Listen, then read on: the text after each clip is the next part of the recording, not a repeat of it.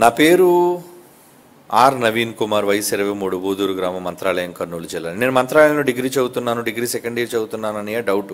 అన్నయ్య, దేవునికి మన మీద ఇష్టం కలగాలంటే మనం ఏం చేయవలను? రెండో ప్రశ్న, తల్లిదండ్రుల శాపం పిల్లలకు కలుగుతోందో లేదో బైబిల్ ప్రకారంగా సమాధానం చెప్పండి. ఏనన్నా? 2 ప్రశ్నలు అడిగాడు. ఏంటి? దేవునికి మన మీద ఇష్టం కలగాలంటే మనం ఏం చేయాలి? దేవుడికి నచ్చిన పని చేయాలి, అంతే. ఇంకేంటి? ఒక మనిషి ప్రేమను మనం పొందాలి అంటే మనలో జరగాల్సింది ఏంటి?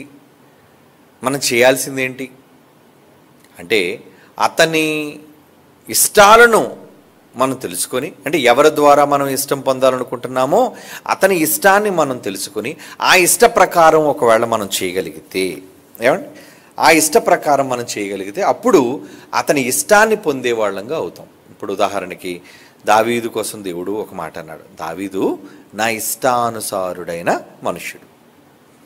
మరి దావీదు ఇష్టానుసారుడు ఎలాగయ్యాడబ్బా? దావీదు ఎందుకు ఇష్టానుసారుడయ్యాడు అన్నది మనం ఆలోచించగలిగితే ఆయన జీవితాన్ని చదివితే మనకు అర్థమవుతుంది. దావీదు ఎలాగయ్యాడు ఇష్టానుసారుడు? నా ఉద్దేశములన్నీ నెరవేర్చువాడు. తర్వాత చెప్పాడు ఆ మాట. అపోస్తుల కార్యాలు 13వ అధ్యాయం 22వ వచనం చాలాసార్లు మనం చదువుకున్నాం. ఎందుకు ఇష్టానుసారుడుగా ఉన్నాడు అంటే, ఏమంటే చదవండి ఒకసారి ఆ మాట. మరియు ఆయన నేను యెష్షయి కుమారుడైన దావీదును కనుగొంటిని, అతడు నా ఇష్టానుసారుడైన మనుష్యుడు, అతడు నా ఉద్దేశములన్నీ నెరవేర్చేనని చెప్పి అతని గురించి సాక్ష్యం ఇచ్చాను. అంటే దేవుడు సాక్ష్యం ఎందుకు ఇచ్చాడు అంటే నా ఉద్దేశాలు నెరవేర్చాడు, నా ఇష్టాలు తెలుసుకొని ఆ ఇష్ట ప్రకారంగా ప్రవర్తించాడు, చేశాడు. ఒక మనిషిని మనం ఎప్పుడు మెప్పు పొందగలం, ఇష్టాన్ని పొందగలంటే వారి ఇష్టాలకు అనుగుణంగా మనం నడుచుకున్నప్పుడు. సర్వసాధారణంగా ఎదుటివాని ఇష్టాన్ని చొరగోవడానికి ఈ చిన్న వయసులో పిల్లలైన వాళ్ళు ఏం చేస్తారంటే ఏదో ఒక చాక్లెట్ ఇచ్చి ప్రేమించడం. ఎందుకంటే చిన్న వయసులో అందరికీ చాక్లెట్లు ఇష్టమే, ఏమండి. అది ఏ చాక్లెట్ ఇష్టం, ఏమండి, అలా చాక్లెట్ ఇచ్చిస్తే ఇష్టాన్ని పొందేవాళ్ళు ఉంటారు, ఏమండి. అలాగే పెద్ద పెద్ద పనులు చేయించుకోవడానికి మంత్రుల దగ్గరికి, ఎమ్మెల్యేలు, ఎంపీల దగ్గరికి వెళ్ళేటప్పుడు మనకు అనుగుణమైన పని జరగాలి అంటే వాళ్ళు ఏం చేస్తారో తెలుసా అండి? ఏమిష్టం అండి మంత్రి గారికి? ఇష్టం మంత్రి గారికి అండి బాగా బంగారం అంటే పిచ్చండి. సరే, మంత్రి గారికి ఏదో చేయించాలి, అప్పుడు ఏదో గిఫ్ట్గా మనం ఇస్తే అప్పుడు మన పని మనం చేస్తాడు అని అతనికి ఇష్టమైనది ఏదో అతని పిఏ ద్వారానో ఎవరి ద్వారానో మొత్తాన్ని తెలుసుకొని దాన్ని చేయించి అతనికి బహుమతిగా ఇచ్చి ఇతను అనుకున్న పనిని సాధిస్తాడు, ఏమండి. అంటే ఎదుటివారిలో గుర్తింపు మనకు రావాలి అంటే ముందు వారి గుర్తింపును మనం పొందటం కోసం వారి ఇష్టాన్ని ముందు మనం తెలుసుకొని ఆ ఇష్ట ప్రకారంగా మనం చేయటం. దేవుడు అంతే. దేవుడికి ఏది ఇష్టం అంటే ఆయన ఉద్దేశాల ప్రకారంగా ఎవరైతే చేస్తారో వాళ్ళని బహుగా ఇష్టపడతాడు ఆయన. ఆయన ఉద్దేశాలు ఎక్కడున్నాయి? బైబిల్. 66 పుస్తకాలు బైబిల్ చదవండి. దేవుని యొక్క ఉద్దేశాలు అందులో చాలా సవివరంగా దేవుడు రాయించాడు. సో వాటిని మీరు చదివితే అప్పుడు దేవుడు ఇష్టాన్ని మీరు పొందుకోగలరు. అంటే ఏం చేస్తే దేవుడికి ఇష్టం? నేను గతంలో పాఠాలు కూడా చెప్పాను, దేవుని ఇష్టాలు అయిష్టాలు అని చెప్పాను. అంటే దేవుడు నచ్చేవేవి ఒక లిస్ట్ చెప్పాను మీకు, అలా దేవుడికి నచ్చనివేంటి కొన్ని లిస్ట్ చెప్పాను మీకు. అది మీరు వినగలిగితే లేదా బైబిల్ చదవగలిగితే దేవుని ఇష్టాయిష్టాలను మనం ఈజీగా తెలుసుకొని ఆయన మనస్సులో స్థానాన్ని సంపాదించుకోవచ్చు. కనుక మొదటి దాని ప్రకారంగా మనం ఆయన ఇష్టం కలగాలి అంటే, దేవునికి మన మీద ఇష్టం కలగాలంటే ఆయన ఉద్దేశాలను నెరవేర్చు, ఆయనకు నచ్చినట్లుగా జీవించు, నీ మీద ఇష్టం కలుగుతుంది. ఇక రెండోది, తల్లిదండ్రుల శాపం పిల్లలకు కలుగుతుందో లేదో బైబిల్ ప్రకారంగా సమాధానం చెప్పండి. శాపం అంటారా? చూడండి, శాపాలు మనుషులు పెట్టగలరేమో కానీ శాపాన్ని ఇచ్చేది దేవుడు. మీరు శాపం ఇస్తే ఎందుకు జరిగిపోవాలి? ఏమండి, శాపం ఇస్తే జరుగుతుందా? దాని గురించి కూడా ఒక పాఠం మాట్లాడండి. శాపం తగులుతుందా అని పాఠం మాట్లాడాను, అది వినండి. అసలు శాపాలు, మనుషులు పెట్టే శాపాలు ఓరకనే శాపనార్థాలు ఉంటాయి. ఏంటి? అర్థం పర్థం లేని శాపనార్థాలు. మనకేదో వ్యక్తిగత కోపం వల్ల ఎదుటివాడిని ఏమంటారు దాన్ని, అతను ఏమంటారు చావును చూడడానికి మనం పెట్టే శాపనార్థాలు అంటారు. సామెతల గ్రంథంలో ఒక మాట ఉంటుంది, చదవండి. సామెతల గ్రంథం 26వ అధ్యాయంలో, సామెతల గ్రంథం 26వ అధ్యాయం 2వ వచనం చూడండి. సామెతల గ్రంథం 26వ అధ్యాయం 2వ వచనం చదువుదాం. రెక్కలు కొట్టుకొనుచు తారడుచున్న పిచ్చుకయు దాటుచుండు వానకోవెలియు దిగకుండునట్లు హేతువు లేని శాపము తగులక పోవును. హేతువు లేని శాపం అంటే కారణం ఉండాలి కదా. నువ్వు ఎందుకు శపిస్తున్నావు? దేవుడు భూమిని శపించాడు, అవునా? నేల శపించాడు. ఎందుకు శపించాడు? మనిషి తప్పు చేయటం వల్ల. అంటే దానికి శాపం రావడానికి కారణం ఏంటంటే మనిషి. ఎందుకంటే రేపు మనిషి దాని మీద ఆధారపడి బ్రతకాలి. ఏమండి, వీడికి బుద్ధి రావాలి అంటే, తప్పు చేసిన మనిషికి బుద్ధి కలగాలి అంటే నేల శపించబడాలి. నేల విపరీతంగా ఫలిస్తుంది అనుకోండి, వీడు బతకస్తుడు అయిపోతాడు, దొంగ అయిపోతాడు. కనుక వీడు ఒళ్ళు వంచి పని చేయాలి అంటే, భూమిని దున్నాలి అంటే, వీడి చెమట కార్చాలి అంటే నేల పండకూడదు. కనుక నేల శపించబడింది. కనుక నేలకి శాపం ఎందుకు వచ్చింది? శాపం రావడానికి కారణం మనిషి. అది హేతు, కారణం. కారణాన్ని ముందు శాపం రావడానికి. కొంతమంది నిష్కారణంగా శపిస్తూ ఉంటారు. అంటే ఏంటి? వాళ్లకు జరిగింది అన్యాయం అనుకునే ఒక తప్పుడు అవగాహనతో, నిజానికి అవతల వ్యక్తి చేసిన పొరపాటు ఏమీ లేదు, వీడే ఎదుటి వ్యక్తి మీద కోపంతో, ద్వేషంతో, ఏమండి, వారిని ఎలాగైనా సరే వాళ్ళ నాశనాన్ని కళ్ళ చూడాలి అనే దురుద్దేశంతో తప్పుడు శాపాలు పెడుతుంటాడు. నువ్వు మట్టి కొట్టుకుపోతావు, నువ్వు నాశనం అయిపోతావు, నీ కుటుంబం సర్వనాశనం అయిపోద్ది. ఏమండి, చాలామంది బూడిద జల్లి లేదంటే మట్టి జల్లి వాళ్ళ మీద శాపాలు పెడుతుంటారు. కనుక నువ్వు అనుకున్నది జరగాలి అంటే కాలం ఎవరి చేతిలో ఉంది? టైం. ఏమండి, ఎవరికి కీడు జరగాలన్నా, ఎవరికి మేలు జరగాలన్నా, మేలు కీడులు ఎవరి చేతిలో ఉన్నాయి? దేవుడు. ఎందుకంటే కాలచక్రం ఆయనది. కాలములు సమయములు తండ్రి తన స్వాధీనమందుంచుకున్నాడు. కనుక పలానా కాలంలో పలానా వాడి కీడు జరిగింది అంటే ఆ కీడుకు కారణం ఏంటి? ఎవడో పెట్టి శాపం కాదు. అక్కడ ఎవడో శాపం పెట్టేశాడు కాబట్టి కీడు వచ్చిందని కాదు. దేవుడు తలుచుకుంటేనే మనిషికి ఏ కీడైనా సంభవిస్తుంది, ఏ మేలైనా జరుగుతుంది. కనుక ఏది మనిషికి సంభవించాలన్నా కాలంలో జరిగేది కనుక, కాలం దేవుని చేతిలో ఉంది కనుక, నువ్వేదో నోటు మాటతో అనేసినంత మాత్రాన చాలామంది ఊరకనే అనేస్తుంటారు. ఏమండి, నోరుంది కదా అని తిట్టేస్తుంటారు, నోరుంది కదా అని తప్పుడు శాపాలు పెట్టేస్తుంటారు. కానీ శాపాలు ఫలించవు. ఎందుకంటే శాపంలో కారణం ఉండాలి. శాపంలో కారణం అంటే ఎందుకు శపించాడు? ఉదాహరణకి నోవహు ఉన్నాడు. నోవహు బట్టలు లేకుండా పడిపోయి ఉన్న పరిస్థితిని చూచి తన కుమారుడు చూచినప్పుడు కనానుని శపించాడు. శాపానికి కారణం అది ఎందుకో మీకు తెలుసు, దాన్ని సవివరంగా మీకు చెప్పాను, పూర్తిగా వివరించాను. అంటే నోవహు పెట్టిన శాపం ఎందుకు వాళ్ళకి తగిలింది అంటే దానికి కారణం ఉంది. ఆ కారణం సమంజసమైనది అయితే అప్పుడు దేవుడు ఓకే సరే నువ్వు అన్న మాట నిజమేలే, వీడు కీడు చేశాడు కనుక వీడు చేసిన తప్పుకి వీడికి శిక్ష పడాలి అని దేవుడు జడ్జిమెంట్ రాస్తాడు. మనిషి మాట కాదు జడ్జిమెంట్ రాసేది.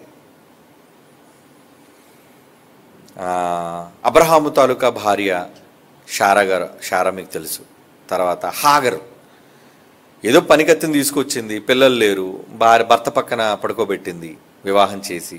ఏమండి, మొత్తానికి పిల్లాన్ని కంది, ఇష్మాయిల్ని. పొగరొచ్చింది. అప్పుడు హాగరుతో అంటుంది ఆ మాట, చిన్నదిగా చూడటం అంటే ఎప్పుడైతే తను ప్రెగ్నెంట్ అయిందో, ఎప్పుడైతే నెల తప్పిందో, వారసుని కందో, షారా ఎలా కనబడిందంటే ఆవిడ దృష్టికి చాలా నీచమైనది. యజమానురాలు, నిన్ను ఈ స్థితికి తీసుకొచ్చింది ఆవిడ, నీకు స్థాయి కల్పించింది ఆవిడ. అలాంటిది ఈరోజు నీకు ఒక వారసుని ఇచ్చావు అనగానే నీకు పొగరొచ్చిందా? అందుకు నువ్వు కించపరచడం ప్రారంభించావా? ముసలామని ఆమె నిందించడం ప్రారంభించావా? తక్కువ చేసి చూడడం ప్రారంభించావా? అప్పుడు అంది, నా ఉసురు నీకు తగులును అన్నది. తగిలింది ఉసురు.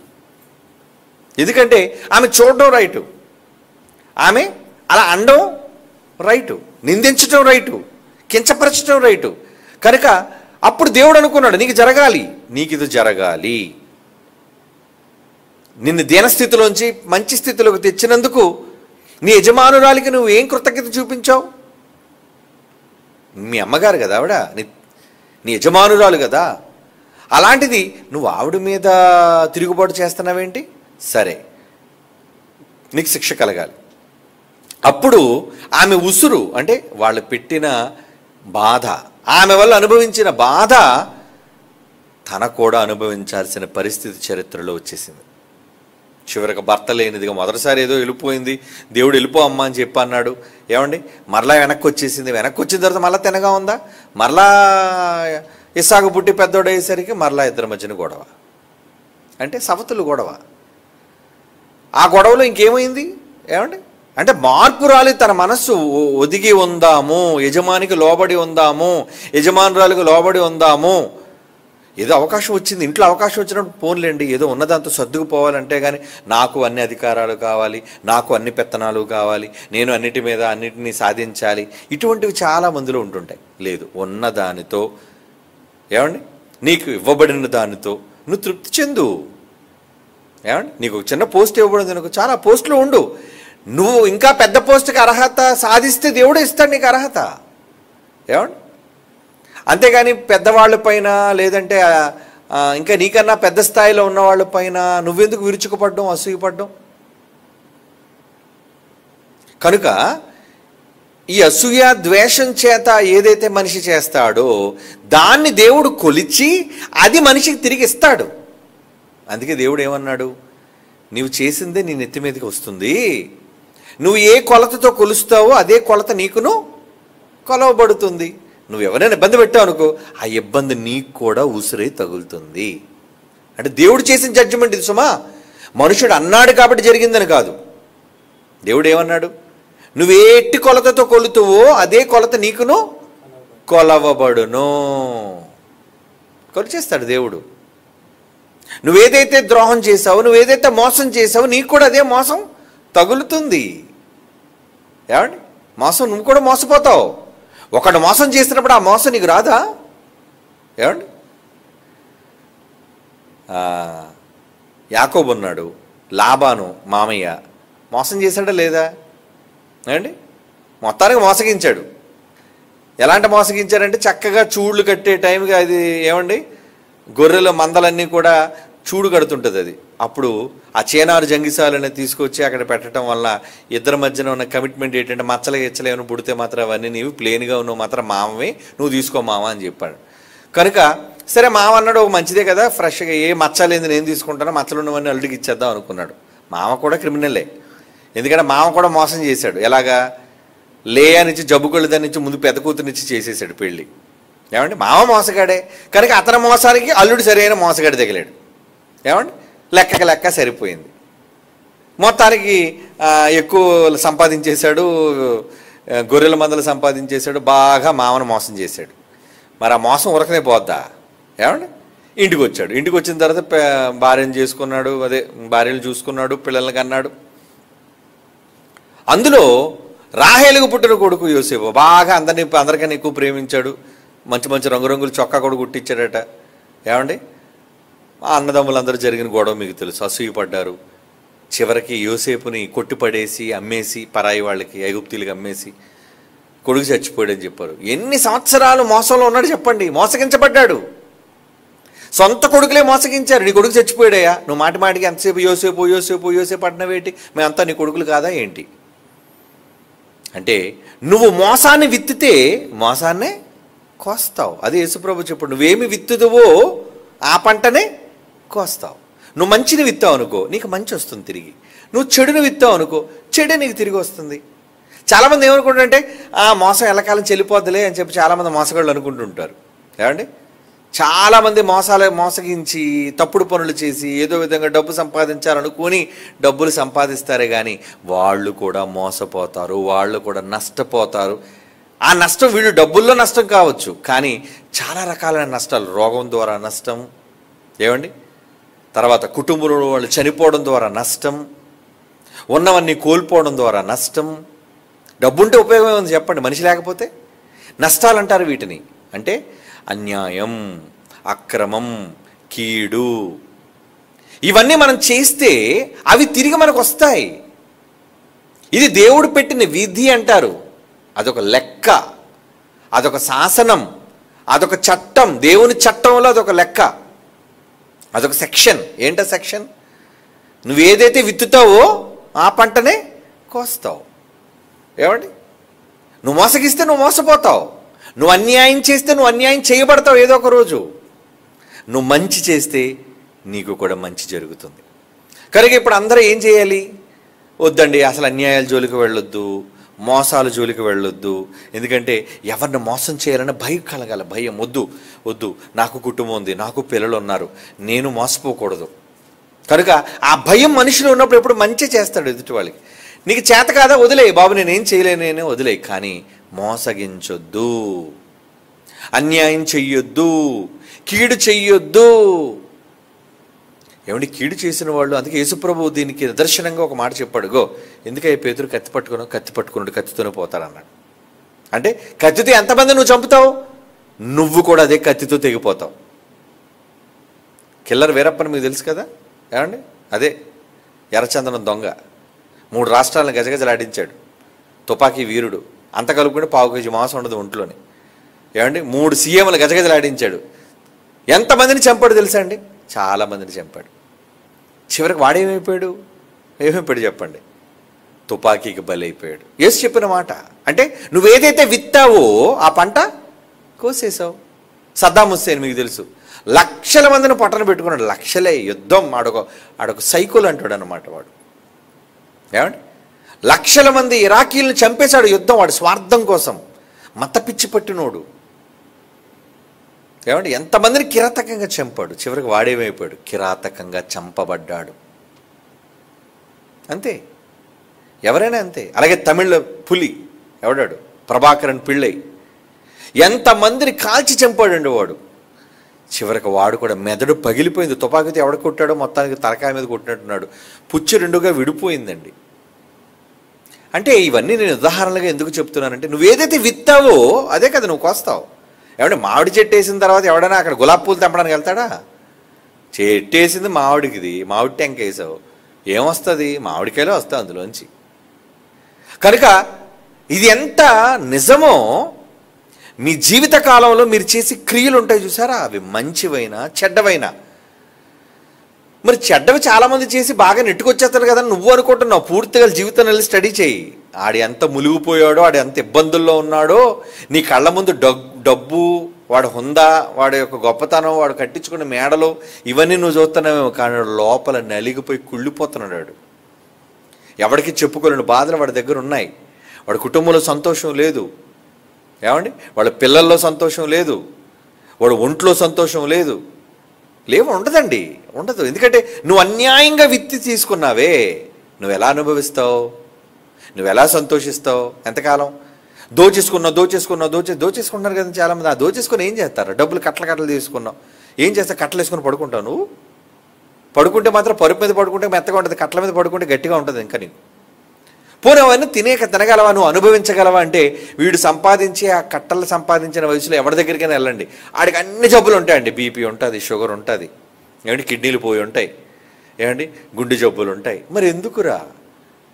కోట్ల రూపాయలు సంపాదించి కట్టలన్నీ దాచేసావు, సరే తిండి తినకూడదు. అక్కడికి వెళ్ళి ఏమండి బోల్డ్ డబ్బులు ఉన్నది కదా, నాకు నచ్చింది రోజు తినేస్తానండి అనేసి అంటే చస్తా వెంటనే. కనుక ఏం చేస్తాడు? నోరు కట్టుకొని, బాబు నేను ఆహార పదార్థాలు ఏది పడితే తినకూడదండి, కొంచెం రాగి జావలాడిది ఏమైనా ఉంటే కాసేవ్వండి, నాకు కొంచెం అంబల్లాడిది ఉంటే నాకు ఏమైనా ఇవ్వండి. ఏమండి ఇటువంటివి ఎందుకు తింటున్నావు? డబ్బు ఉంది కదా, కావాల్సిన తినొచ్చు కదా. డబ్బు ఉందని బంగారం తింటాడా ఏంటి? ఏమండి ఉన్న అనుభవించే యోగ్యత వాడికి లేదు. కారణం, నువ్వు ఎంతమంది దగ్గర అన్యాయం చేసి తీసుకున్నావు రా ఈ డబ్బు? నువ్వు ఎలాగ అనుభవిస్తావు? మనం అనుకున్న డబ్బులు వచ్చేస్తున్నాయి కదా వాడికని అనుకున్నాం. ఏమండి మన దేశంలో గొప్పోడు ఒక ఆయన ఉన్నాడండి, ముసలాయన, రతన్ టాటా తెలుసు కానీ పెళ్ళి లేదండి. పెళ్లి చేసుకోలేదు, వారసుడు లేడు. ఎందుకు సంపాదించిన డబ్బు అంతా కూడా? ఏమండి, టాటా మోటార్స్ అని ఈరోజు ఎక్కడ చూడండి టాటా టాటా టాటా టాటా టాటా చెప్పడానికి రెడీగా ఉన్నాడు వెళ్ళిపోవడానికి. ఏమండి, మరి డబ్బు అంతా ఎందుకు సంపాదించో? నీకు పెళ్లి లేదు, వారసులు లేరు, ఎవడో నువ్వు సంపాదించింది ఎవడో తీసుకెళ్ళిపోతాడు అంతే. తర్వాత నువ్వు పోయిన తర్వాత ఏదో నీకు దయాదాక్షిణ్యం ఉంటే కొంతమంది పేదవాళ్ళకి అన్నదానాలకి అన్న సంతర్పణలు, లేదంటే అనాథ శరణాలయాలు కట్టించడం, ఏవో కొన్ని సామాజిక కార్యక్రమాలు చేస్తావు. కానీ మెజారిటీ అంతా చేయువుగా. ఏమంటే 100 రూపాయల్లోని 99 రూపాయలు ప్రజల మంచి కోసం ఖర్చు పెట్టి రూపాయితో బతికోడు ఎవడున్నాడండి? 99 వీడి కోసం ఉంచుకొని ₹1 అవసరమైతే జనాల కోసం ఖర్చు పెడతాడు. అది గొప్ప కోసం. అంటే మనుషులు ఈరోజు ఎలా ఉన్నారంటే ఏం విత్తుతున్నారు? ఏమండి, దుష్టత్వాన్ని విత్తుతున్నారు, కీడును విత్తుతున్నారు. మరలాంటప్పుడు నీకు మంచి ఎలా వస్తుంది? నువ్వు అన్యాయం చేసి బ్రతుకుతున్నప్పుడు నీ కుటుంబం కూడా అన్యాయం అయిపోతుంది, నువ్వు అన్యాయం అయిపోతావు. కనుక ఎప్పుడు అన్యాయాల జోలికి వెళ్ళకండి. బైబిల్ చెబుతున్న హితవు. తెలిసి కాదు, తెలియకుండానైనా తెలిసైనా ఎప్పుడు ఎవరికి అన్యాయం చెయ్యకండి, చెడు చెయ్యకండి, కీడు చెయ్యకండి, మంచినే చెయ్యండి. లేదండి నేను ఇలా వెళ్ళటం వల్ల కీడు జరుగుతుందంటే ఇంకా విరమించేసుకో అవసరమైతే. ఎందుకంటే ఆ కీడు నీకు తిరిగి వస్తుందేమో, ఆ కీడు నీ మీదకి వస్తుందేమో, ఆ కీడు నీ మీదకే తిరిగి పడుతుందేమో. ఏమంటే యేసుప్రభుని అమ్మేశాడు 30 వెండి నాణేలకి. వాడు ఏం సంతోషించాడు చెప్పండి? వాడి జీవితంలో సంతోషం లేదు ఆ ద్రోహానికి. ఇస్కరియోతు 30 వెండి నాణాలతో ఎంతగా లైఫ్ లాంగ్ బతికేస్తారండి. ఆఫ్టర్ ఆల్ 30 వెండి కాసులు, మరలా బంగారపు కాసులు కూడా కాదు, వెండి. బంగారం కదా ఖరీదైంది. ఈ 30 వెండి కాసులతో ఏంట్రా నువ్వు బతికేది? నీ కుటుంబం అన్యాయం అయిపోయింది. ఎందుకంటే నీ పిల్లలు దిక్కులేని అయిపోయారా? నీ భార్య విధవైపోయిందా? ఎందుకంటే ప్రవచనం ఉంది కదా, నీ ఇల్లు పాడైపోనుగాక, ఏమంటే అతని ఉద్యోగం వేరొకటి తీసుకొనుగాక, ఏమంటే అతని పిల్లలు అనాథలైపోదురుగాక. ప్రవక్త ద్వారా ప్రవచించాడంటే అంటే నీకు భార్య ఉంది, పిల్లలు ఉన్నారు, చివరికి 30 వెండి కాసుల కోసం నువ్వు ద్రోహం చేసావు, మంచి వ్యక్తిని అమ్మేశావు. అమ్మేసినందుకు నీకేం వచ్చింది? ఆ ద్రోహం. ఆ ద్రోహానికి నీకు వచ్చిన శిక్ష ఏంటంటే ఉరి పెట్టుకున్నావు. చివరికి నీ చావు ఎంత భయంకరంగా ఉందంటే నడిమికి పడి బద్దలైపోయి పేగులన్నీ బయటకు వచ్చి ఒక భయంకరమైన చావు చచ్చిపోయాడు. కీడు చేసినవాడు, అన్యాయం చేసినవాడు ఎప్పటికైనా అదే కీడుని ఏదో ఒక రూపంలో, అది చావు రూపంలోనో, రోగం రూపంలోనో, ప్రమాదం రూపంలోనో ఖచ్చితంగా వాడిని ముంచేస్తుంది. ఈ మాటలు వింటున్నప్పుడు భయం వేస్తుంది కదండి ఎవరికైనా సరే. మనస్సాక్షి ఉన్నోళ్ళకి సుమా పాషాణాలు కదా, నువ్వు చెప్పుకో, మేము చేస్తుంది మేము చేసుకుంటూ ఉంటారు. ఎవరు చెప్తారండి ఇంకాళ్ళకి? ఏమండి, కనుక తల్లిదండ్రులకు అన్యాయం చేసేవాళ్ళు ఉంటారు. మరొకటి తల్లిదండ్రులు శాపం పిల్లలకు కలుగుతుందా అంటే, తల్లిదండ్రులు నిజంగా మంచోళ్ళు అయ్యుండి పిల్లలు నిజంగా అన్యాయం తల్లిదండ్రులకు చేస్తే అప్పుడు తల్లిదండ్రులు అనుకోరే నా ఉసురు నీకు తగులుతుందంటే తగులుతుంది. ఎందుకు? నువ్వు కీడుని విత్తావుగా. భార్య వచ్చిందని చెప్పి నువ్వు తల్లిదండ్రుల నిర్లక్ష్యం చేసేసి నీ మార్గాన్ని నువ్వు పోయి ముసలితనంలో వృద్ధాప్యంలో వాళ్ళు పట్టించుకోకుండా వదిలేస్తే మరి ఉసురు నీకు రాదు. నీకు పిల్లలు ఉన్నారు, వాళ్ళు రేపు పెద్దోళ్ళు అవుతారు, నీకు తర్వాత ముసలితనం వస్తుంది, నువ్వు ముసలోడు అవుతావు. మరి వాళ్ళు నీకు చెయ్యరా? నువ్వు ఏదైతే విత్తావో అదే నువ్వు కోస్తావు. ఏమండి, కారణం లేకుండా కొంతమంది నిష్కారణంగా పిల్లలు మంచివాళ్ళని తల్లిదండ్రులు దుర్మార్గులు లేని వాళ్ళు ఉంటారండి. ఇలాంటి వాళ్ళు కూడా లేరనుకోకండి, ఉన్నారు. తల్లిదండ్రులు లేని వారు దుష్టులండి. వాళ్ళ పిల్లలు అద్భుతంగా రతనాల లాటలు పడతారండి వాళ్ళ కడుపుని. ఏమండి, ఎంతసేపు పిల్లల్ని అనరాని మాట్లాడడం, పిల్లల్ని కించపరచడం, పిల్లల్ని దూషణ. తాగుబోతులు ఉన్నారండి, ఏం చేస్తాడు? శుభ్రంగా తాగేసి పిల్లలకు ఒక బట్ట కొండు, ఒక మంచి చెడ్లు చూడ్డు. ఏమండి, వాళ్ళ కోసం ఆలోచించడు, ఎప్పుడు తన వ్యసనాల కోసం ఖర్చు పెట్టుకుంటాడు. పిల్లలు గట్టిగా అడిగితే ఎరా తండ్రిని నువ్వు అడుగుతావని నిలదీసి అదేంటి మళ్ళా అంటే నువ్వు అన్యాయం చేసింది కాగా కొడుకేమో ఏంటి నాన్న నువ్వు ఇలా చేస్తున్నావు, ఇంటికి మాకు తిండి ఉందా లేదా, అమ్మ చూడు ఎలా ఉందా అని అడిగితే రే నువ్వు నన్ను ఎదిరిస్తావా, రే తండ్రిని ఎదిరించిన ఎవడో బాగుపడరా అంటే ఇది శాపమా? ఈ శాపం తగులుతుంది ఏంటి చెప్పండి? తల్లిదండ్రులు ఎదిరించిన ఎవడో బాగుపడరా అంటే నువ్వు ముందు మంచోడుగా ఉంటే, నువ్వు మంచి చేస్తే అప్పుడు నువ్వు శాపం పెట్టు. ఆ శాపం ఒకళ్ళు తిరిగి వస్తుందేమో, దేవుడు ఇస్తాడేమో వాడు చేసిన పనులను బట్టి. దేవుడు ఇచ్చేది శాపం, మరలా చెప్తున్నాడు, మనిషి కాదు కదా. మనిషి అంటే జరిగిపోదు. మనిషి అంటే జరిగిపోయిందంటే ఈ పాటికి ఎంతమందిని అనేసేవాళ్ళం అండి. ఏమండి, నోటుకు వచ్చిందల్లా అనేస్తుంటాం మనం, వెనక ముందు ఆలోచించకుండా అనేస్తుంటాం. అందుకే మన నోటికి ఆ పవర్ ఏమీ లేదు. పాపం ఇప్పటికే చాలాసార్లు ఈ దొంగ ప్రవచనాలు చెప్పేవాళ్ళు, ఏమండి ఈ దొంగ జ్యోతిష్కాలు చెప్పేవాళ్ళు నోటుకు వచ్చింది మాట్లాడుతుంటారు. ఏమని? ఫ్యాన్ తిరిగేస్తుంది, కారు స్పీడ్గా వెళ్ళిపోద్ది, ఏమండి చీమ ఆగిపోద్ది, ఏటో చెప్తారు పిచ్చి మాటలన్నీ. తర్వాత ఏమైంది? అన్నీ రివర్స్లో జరుగుతాయి. అలాంటప్పుడు ఎందుకు అనడం? నీకు తెలియలేనప్పుడు తెలియదని చెప్పు. నాకు దేవుడు చెప్పేశాడు ఇదంతా రైటేనండి అని అనొద్దు. అంటే నీ మాట అది శాపం కావచ్చు, ప్రవచనం కావచ్చు. ఇప్పుడు కూడా చాలామంది ప్రవచనాలు చెప్పేస్తున్నారండి మరలా. ఏమండి? ప్రవచనం అనేది భవిష్యత్తు ఎవ్వడు చెప్పలేడు. ఏం జరుగుతుంది అనేది తెలియదు. రేపేమి సంభవించినో నీకు తెలియదు అని దేవుడు చెప్పినప్పుడు బైబిల్లో, రేపు ఇది జరుగుతుంది అంటే నాకు క్రైస్తవుడుగా నువ్వు చెప్పావు అంటే అసలు నువ్వు క్రైస్తవుడువేనరా? నువ్వు క్రైస్తవుడువేనా? అంటే బైబిల్ తప్ప, నువ్వు తప్ప? బైబిల్ ఎప్పుడు తప్పు కాదు, నువ్వే తప్పుడు వాడవు. కనుక నోటుకొచ్చిందల్లా వాగేయకూడదు, నోరుంది కదని అనేకూడదు. అందుకే మాట పెద్దలు అంటారు, కాలు జారినా పర్లేదు ఎందుకంటే నోరు మాత్రం జారకూడదట. అలాగని కాలు జారడం రైట్ ఏంటి? అది తప్పే. ఏమండి? అంటే మాట జారావంటే మాత్రం ఇంకా మాట పట్టుకునే ట్రోల్ చేస్తుంటారండి. మాటికి అదే ఆ మాట నిలబడిపోయింది కదా. ఆ మాట అందరి మధ్యన అనేసావు. అనేయడం వల్ల ఏమంటారు? ఒక్కసారి వినవలసింది రీసౌండ్లో 10 సార్లు వినబడుతుంటుంది. అప్పుడు ఎవరికి అవమానం? నీకు అవమానం అయితే బాగుండు. నువ్వు దేవుడి పేరు చెప్పావు కాబట్టి దేవుడికి అవమానం. కాబట్టి అలాంటి తప్పుడు వ్యాఖ్యలు, తప్పుడు వ్యాఖ్యానాలు, తప్పుడు మాటలు మీ మనస్సుల్లో నుంచి రానివ్వకుండా ఏం చేయాలి? నోటికి కాపు పెట్టుకునుము అన్నాడు. అందుకే ఏది పడితేది వాగకము. దేవుడు చెప్పనంతవరకు, దేవుడే డైరెక్ట్గా నీకు పరిశుద్ధాత్మ దేవుడు దిగొచ్చి, లేదంటే దేవదూతను రాత్రి పంపి ఏమంటే ఇది అని చెప్పింది అనుకోండి, చెప్పింది ఖచ్చితంగా జరగాలి, అవునన్నా కాదన్నా. అది జరగకుండా చెప్తే దేవుడు చెప్పాడని ఎందుకు అవుతావు? దేవుడిని ఎందుకు అవమానిస్తావు? ఒకప్పుడు జరిగే ప్రవచనములైనను నిరర్ధకములగునని చెప్పేశాడు కదా పౌలు 1 కొరింథీ పత్రిక 13లో. ప్రవచనములైనను నిరర్ధకం, అర్థం లేనివిగా మారిపోతాయి. కానీ వీళ్ళు ప్రవచనాలు మాత్రం ఇంకా వదలలేదు. ఎందుకు వదలలేదు? ఏంటి గొప్ప? ఏదో నేను ముందే చెప్పేశాను, ఏదో ఊహించి చెప్పేయడం కాదు. ఏమండి?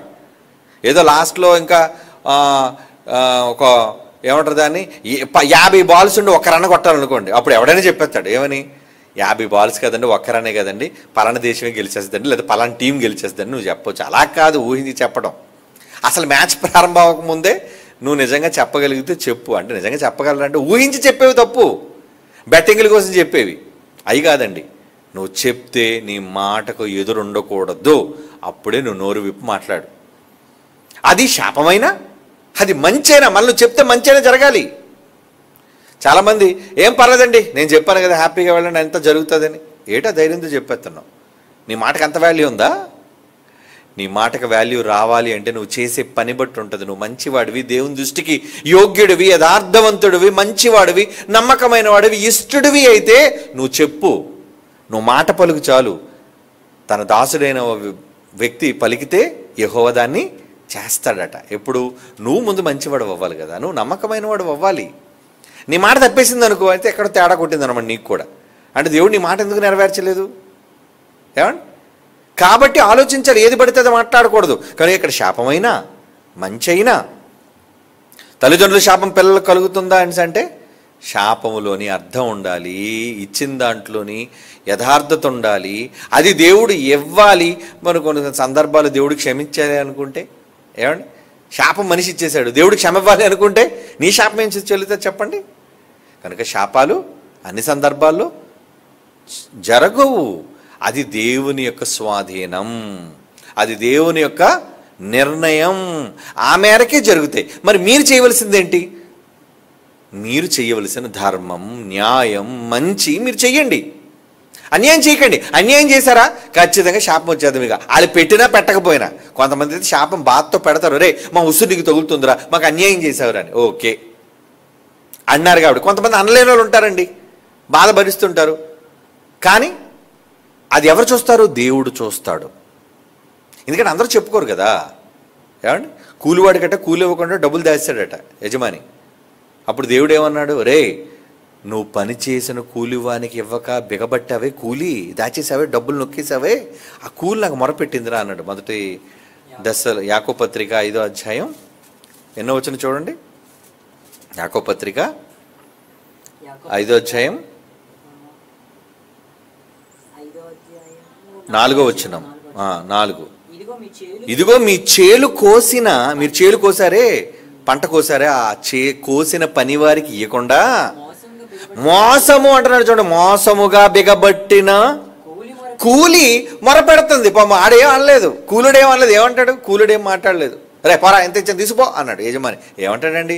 అయ్యా మీరు ఏది ఇస్తే అదే తీసుకెళ్తానండి. ఆడ ఇంకేం అనలేకపోయాడు. కానీ దేవుడు, రే ఈడికి 1000 రూపాయలు రావాల్సింది, ఈడు మొత్తం డబ్బు అంతా నొక్కేసి 200 చేతిలో పెట్టి పంపించాడు రా, ఈడికి 800 రూపాయలు బాకీ. ఆ బాకీ పెట్టిన 800 కూలి దేవుడికి మొరపెట్టిందాడు. మహాప్రభు ఈడి జోబిలో నేను ఉన్నాను, 800 ఇవ్వలేదు, ఆడి దగ్గర ఉండాలి, నేను ఈడి దగ్గర ఉన్నానని దేవుడు కూలి మొరపెడుతున్నాడు చూడండి. అప్పుడు దేవుడు ఏం చేస్తాడు? వచ్చింది, మొర్ర వచ్చింది నా దగ్గరికి, కనుక ఏం చేయాలి? శిక్ష అమలు చేస్తాడు. అలా ఉంటుంది దేవునితో. కాబట్టి ఏది శాపాలు, ఏవి తగులుతాయి, ఏ విషయాల్లో తగులుతాయి, ఇవన్నీ కూడా మీరు ఆలోచించవలసిన వారై ఉన్నారు. కానీ మొదట మీరు చేయాల్సిందేంటి? మంచి. మనం మంచే తిరిగి రావాలి అంటే ఎప్పుడు మంచినే చెయ్యండి, ఎవ్వరికి కీడు అన్యాయం చెయ్యొద్దు. ఓకే.